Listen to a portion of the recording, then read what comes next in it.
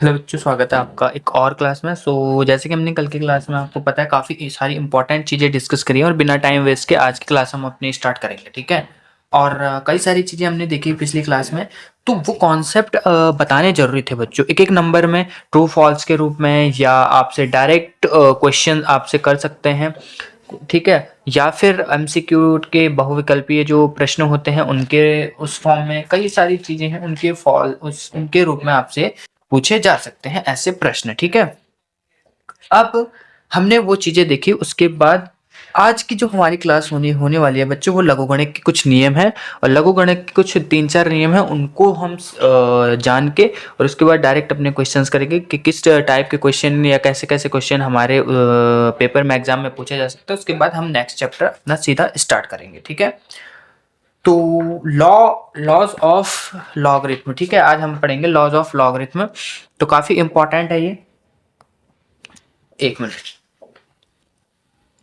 Laws of logarithm, ठीक है। यहाँ पे मैं हेडिंग भी आपके लिए डाल देता हूँ, लॉज ऑफ लॉगरिथम। हिंदी में हिंदी वाले इसको लिख सकते हैं लघुगणक के नियम।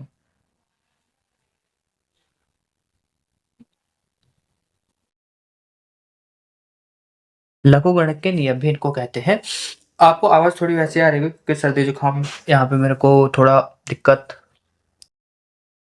जो इसका पहला नियम है, आज हम खाली एक इसके फर्स्ट नियम को इस वीडियो के अंतर्गत, इस क्लास के अंतर्गत जानेंगे, क्योंकि ज़्यादा जो है हम यहाँ पे अपनी क्लास को ज़्यादा हम यहाँ पे लंबा नहीं खींचेंगे और ज़्यादा जो है बर्डन नहीं लेंगे, ठीक है। तो हर दिन आपको एक लॉ मैं आपको बता दूंगा, एक नियम हर दिन मैं आपको बताऊंगा।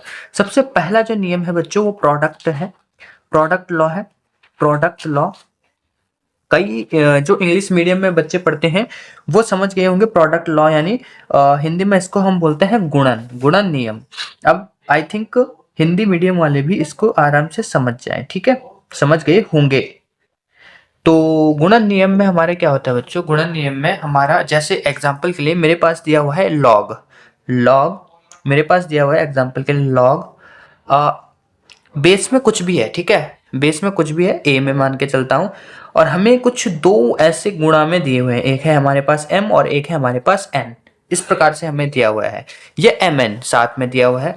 तो हम इसको किस प्रकार खोलेंगे, हम इसको इस प्रकार खोलेंगे, लॉग जो बेस में है उसको लिखेंगे एक बार m। अब ये मल्टीप्लाई हमारा बदल जाता है बच्चों प्लस में, फिर से लॉग आता है और बेस में क्या है, a है, और अब की बार क्या बचा है, n। तो ये जो गुणा है ये प्लस में बदल जाता है, तो ये सिंप्लीफाई कर देता है, यानी गुणा को ये सिंपल प्लस में यहाँ पे बदल देता है, एडिशन में ये बदल देता है। क्यों? इससे हमारी जो गणनाएं हैं वो सरल हो जाती है। पहले हमें मल्टीप्लाई करते थे, हो सकता है दो बहुत बड़ी संख्याएं हों, जो बहुत बड़ी संख्याएं हों उनका हमें मल्टीप्लाई करने में जो है दिक्कत आ रही होगी।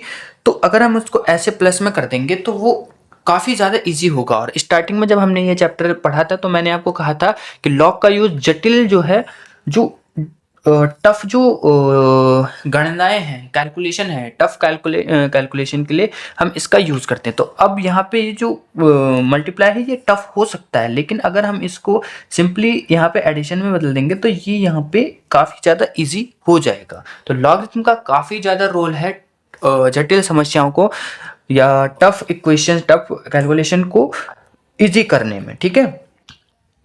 एग्जाम्पल के लिए मैं अगर यहाँ पे आपको एक एग्जाम्पल दूं, अगर मैं आपको एक एग्जाम्पल दूं तो एग्जाम्पल क्या हो सकता है बच्चों, एग्जाम्पल के लिए मेरे पास एक क्वेश्चन दिया हुआ है, लॉग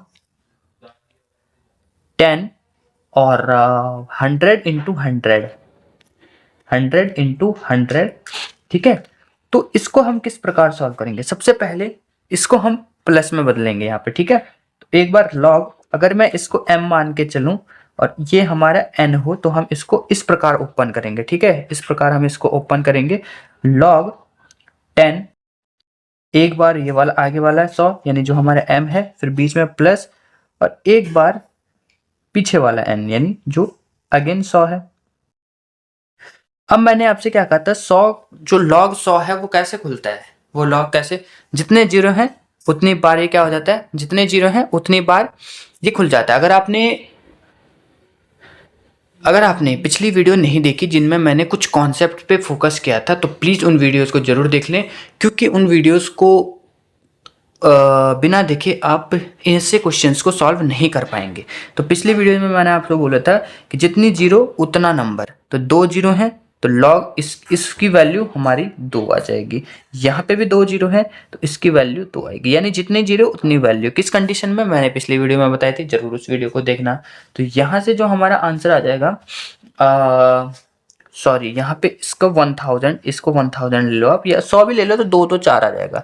तो यहाँ पे 3 जीरो है तो अब यहाँ पे क्या आ जाएगा, 3 आ जाएगा। अगर यहाँ पे 4 जीरो है तो यहाँ पे 4 आ जाएगा।